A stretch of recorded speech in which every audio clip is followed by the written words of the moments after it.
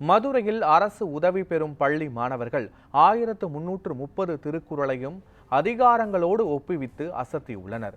மதுரை திருநகரில் உள்ள அரசு உதவி பெறும் மேல்நிலைப் பள்ளியில் 9ஆம் வகுப்பு படித்து வரும் இளவக்கிஷோர் என்ற மாணவர் 1330 திருக்குறளையும் ஒப்புவித்துள்ளார்.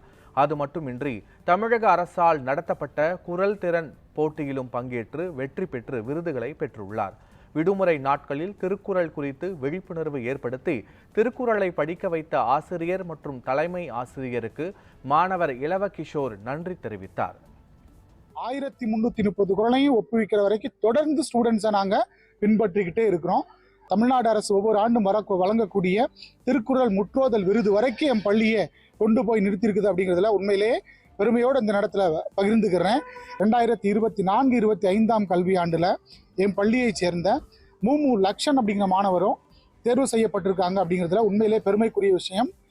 1330 குறளையும் பள்ளி பருவத்திலேயே டிஜிட்டல் மயமாக்கக்கூடிய ஒரு முயற்சியில் ஈடுபட்டிருக்காரு. கண்டிப்பாக இது ஒரு தொகுப்பாக அவருடைய யூடியூப் சேனலில் வெளிவரும். இந்த திருக்குறளை நான் 6 சேர்ந்ததுல இருந்தே வாரந்தோறும் ஒவ்வொரு அதிகாரம் கொடுத்து அந்த அதிகாரத்துல இருக்க 10 குறள்களையும் மாணவர்கள் படிச்சு அவங்க வார இறுதியில ஒப்பிக்கணும். இப்படி சிறப்பா ஒப்பிக்கிற மாணவர்களுக்கு திங்கட்கிழமை இறை வழிபாட்டு கூடத்துல பரிசுகள் வழங்கிட்டு வந்தாங்க.